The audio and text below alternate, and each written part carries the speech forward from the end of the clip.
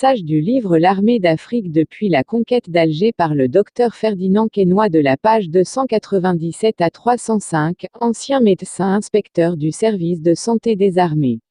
L'année 1851 fut marquée par une campagne en Kabylie, qui fut longue et meurtrière. Il s'agissait de pénétrer dans les montagnes qui forment ce que nous avons appelé la Petite Kabylie, entre Mila, Sétif et Djidjeli.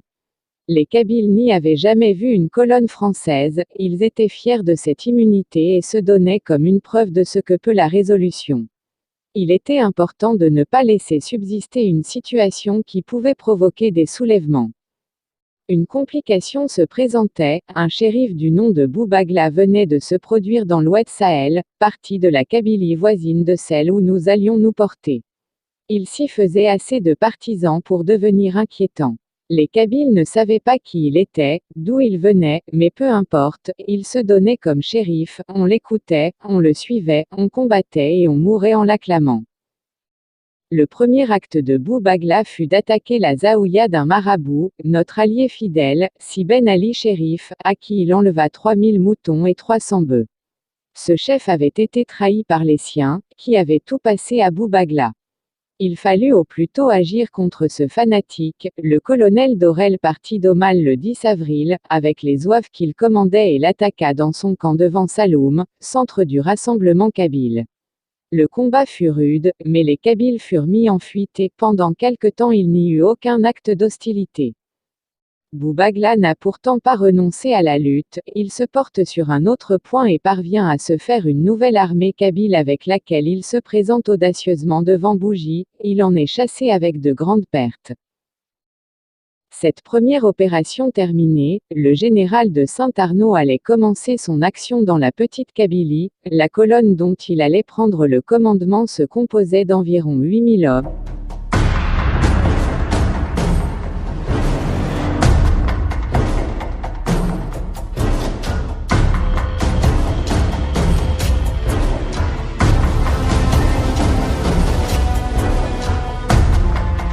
Hommes, 12 bataillons, 4 escadrons de spahis et chasseurs, 8 pièces de montagne. Les généraux Luzy et Bosquet commandaient les 2 brigades, et le colonel Bouscarène la cavalerie. Partis de Mila, nous fûmes bientôt chez les Ouled Askar, en présence de gros villages, protégés par des murs en pierre sèche, derrière lesquels étaient des tranchées. Le terrain était en pente, montant vers les retranchements.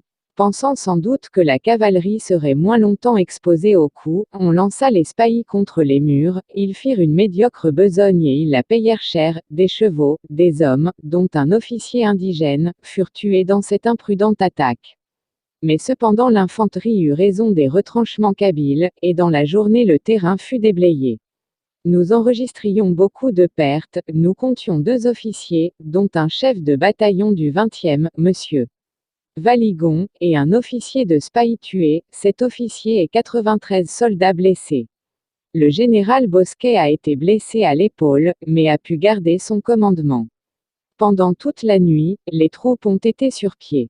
À 10 heures du soir, l'arrière-garde était encore aux prises avec les Arabes dans un bois, la fusillade était vive de part et d'autre. J'étais dans la tente du colonel Bouscarène avec d'autres officiers, quand on vint apporter l'ordre de monter à cheval pour aller dégager l'arrière-garde. C'était un ordre auquel on n'avait pas longtemps réfléchi. Il suffit, du reste, d'une observation du colonel Bouscarène, pour que l'on envoyât à l'arrière-garde un renfort d'infanterie. Ce qui venait de se passer durant la première journée nous faisait pressentir une campagne sérieuse. Chaque jour nous acquîmes la certitude qu'elle dépasserait nos prévisions. Pendant la journée du 12, une partie de la colonne resta au camp et une autre parcourut le pays des Ouled Askar en brûlant les villages dont beaucoup étaient abandonnés. Notre plus triste journée fut celle du 13. 2 compagnies du 10e de ligne venaient relever des compagnies de zouaves, qui gardaient une position escarpée dominant la vallée que suivait la colonne. Le 10e était arrivé depuis peu en Algérie et était peu familiarisé avec les ruses des Arabes. Les officiers de zouaves prévinrent les officiers du 10 degrés, que la position était dangereuse, parce que les Kabyles étaient nombreux dans des bois et des taillis voisins et qu'il fallait une grande surveillance. Malheureusement celle-ci ne fut pas assez grande, les Kabyles vinrent en rampant et se précipitèrent sur les compagnies, dont les fusils étaient en faisceau. Les hommes, frappés de terreur devant cette attaque inattendue, fuirent dans la direction de la vallée où le rocher taillé à pic avait à sa base un marécage, et le plus grand nombre furent tués ou blessés. Tous les officiers furent tués, ils étaient 5, 43 hommes furent tués, 60 sous-officiers et soldats furent grièvement blessés. Un bataillon du 9e de ligne eut beaucoup de peine à reprendre la position et y perdit du monde, dont un officier distingué, monsieur de la Garnerie. Je ne puis raconter chaque journée de combat, tous les jours nous avions devant nous, ou à l'arrière-garde de vaillants lutteurs qui venaient à moins d'une portée de fusil nous provoquer. Un jour le général Saint-Arnaud, qui marchait en tête de sa colonne, précédé seulement de 2 guides arabes, allait tomber dans une embuscade. السلام عليكم. لا تنسوا الإعجاب بالفيديو والاشتراك في القناة تشجيعا لنا لنستمر بنشر المزيد إن شاء الله. Embuscade établie dans un petit ravin qu'il fallait traverser. Les Kabyles embusqués tirèrent trop tôt et ne frappèrent que les guides. Le général était à quelques pas derrière avec son état-major. Nous arrivâmes ainsi en guerroyant sans cesse à l'embouchure de l'Oued el-Kébir, près de Djidjeli où, en 1808, l'armée du bey Osman avait été complètement détruite, et où les Kabyles espéraient nous infliger un pareil sort. Ils avaient pris des dispositions de combat, mais ils furent fort maltraités. Le 16, la colonne arrivait à Djidjeli. C'était notre objectif pour cette première partie de la campagne. Le gouverneur y rejoignit le général pour se concerter avec lui. Il était évident que les Kabyles étaient dans des dispositions absolument mauvaises et que, de tous les côtés, ils nous susciteraient des embarras pour nous forcer à diviser nos forces. Leur tactique était des plus simples et des meilleures. Heureusement quelques journées de succès autour de Djidjeli les firent réfléchir et, sans toutefois nous abandonner le pays, ils mollirent un peu dans la défense. Le 19 mai, les combats reprirent par l'enlèvement de plusieurs bonnes positions gardées. Le 20, la cavalerie put donner sur un terrain favorable et nous eûmes le plus grand succès de la campagne. Des crêtes furent couronnées par l'infanterie qui poussa les Kabyles dans une vallée où la cavalerie en fit un véritable carnage. Cette affaire nous valut la soumission de quelques tribus. L'agitation augmentait au centre de la Kabylie du côté de Bougie, le général Camus s'y trouvait avec une colonne trop faible pour pouvoir agir utilement, et, le 25, le général Bosquet fut détaché de la colonne Saint-Arnaud pour agir avec le général Camus, dont la colonne, presque doublée, pouvait avoir une action efficace contre les agissements de Boubagla. La colonne Saint-Arnaud se ravitailla à Djidjeli, et en repartit le 2 juin pour opérer dans l'Est. Elle eut tous les jours à soutenir des combats meurtriers, les 9, 10, 11, le 12, les tirailleurs indigènes eurent les honneurs d'une journée qui nous procura des soumissions. Le général revint le 16 juin à Djidjeli et en repartit le 18, pour les montagnes de l'Est. Là encore, la colonne ne fit pas un pas sans combattre, les 19, 20, 21, 22, 24 juin furent des journées de grands combats qui furent assez à notre avantage pour que l'ennemi nous offrît des soumissions. Le 26, le général vint se ravitailler au bord de la mer, où le Titon avait débarqué des vivres.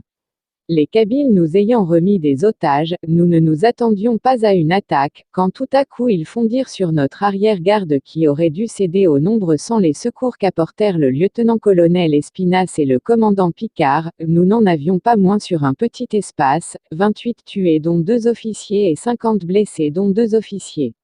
Les 1er et 2 juillet, nouveaux combats qui nous donnèrent 3 tués et 45 blessés, dont 6 officiers. Le 4, nous eûmes encore 8 tués et 16 blessés, dont 5 officiers indigènes, et le 6, après de nouveaux engagements, le général reçut la soumission d'un grand nombre de tribus. Il restait une visite à faire dans le voisinage de Kolo, dont les habitants se sont toujours fait remarquer par leur cruauté. Ce sont ces mêmes Kabyles qui, dans une expédition conduite par le général Baraguet. السلام عليكم. لا تنسوا الإعجاب بالفيديو والاشتراك في القناة تشجيعا لنا لنستمر بنشر المزيد إن شاء الله. D'Illier, déterrait nos morts, en coupait la tête et rangeait ces horribles trophées sur le chemin que nous avions à parcourir, et, le soir, brûlait les corps devant notre bivouac, mais hors de notre portée. Le 12 juillet, les spahis, soutenus par de l'infanterie, purent joindre les Kabyles et leur firent grand mal. Le 13, le 14, on ne s'avança qu'en combattant, et le 16, on atteignait Kolo. Plusieurs tribus furent attaquées en même temps par 3 colonnes, de nombreux villages furent incendiés, la cavalerie put arrêter à temps les Kabyles qui fuyaient, mais, dans cette charge, nous eûmes à déplorer la mort du commandant Fournier, des spahis. Ce fut le dernier acte de cette longue et pénible campagne, pénible à tous les points de vue. Jamais la chaleur n'avait été si accablante, le sirocco soufflait sans cesse et l'ennemi ne nous laissait pas un moment de répit. Peut-on dire que ce fut une campagne heureuse et utile? Je ne le crois pas. Chaque jour nous remplissions notre programme, nous allions bivouaquer où le général avait décidé d'aller, mais au prix de quel sacrifice? Le maréchal Bugeaud et d'autres généraux ne se seraient pas contentés de pareils résultats. Nous avons eu des soumissions, mais on sait ce qu'elles valent. Quand les Kabyles sont fatigués, ou manquent de munitions, ou craignent pour l'abattage de leurs arbres, ils se soumettent. Mais, la colonne partie, ils ne tiennent aucun compte de leurs engagements. Nous savions tout cela dans la colonne, aussi l'opinion de l'armée était nettement formulée. Nous venions de faire une expédition malheureuse qui nous avait donné 145 tués et 700 blessés, dont un officier supérieur et 12 subalternes tués, un officier général et 24 subalternes blessés. Il faudrait joindre à ces pertes celles qui ont été causées par les maladies produites par la fatigue et la grande chaleur. Dans le rapport d'ensemble sur les opérations, le général accusait un homme sur 7 hors de combat par le feu. Mon régiment, les spahis, avait perdu un homme sur 4. Je ne cite ces détails que pour montrer avec quelle ténacité, quelle vigueur les Kabyles défendent leur territoire. Je ne les blâme pas, au contraire. Mais ces faits donneront une idée de ce qu'était la guerre d'Afrique au moment de la conquête et de ce qu'il a fallu d'énergie et de courage à notre armée pour soutenir la lutte et triompher.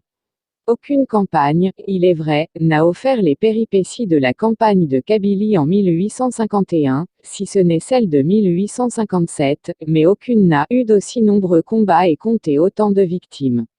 Nous avons dit que le général Kamou opérait contre Boubagla, dans la Kabylie centrale. Sa colonne eut aussi de nombreux combats à soutenir contre les tribus que le shérif entraînait à sa suite. Quand le général Kamou reçut la colonne Bosquet, il prit une offensive sérieuse et, par des mesures habilement combinées, il força le shérif et tout son monde à la retraite, laissant entre nos mains jusqu'à sa tente et ses bagages. Il eut successivement plusieurs combats heureux dans lesquels nous perdîmes peu de monde, tout en châtiant les Kabyles et les amenant promptement à soumission. Le général Kamou agissait avec prudence, il ne laissait rien au hasard, sa grande préoccupation était de ne pas trop demander à ses troupes quand il n'y avait pas nécessité, et de frapper des coups opportuns dans les meilleures conditions de succès, aussi passait-il à bon droit pour un de nos meilleurs généraux.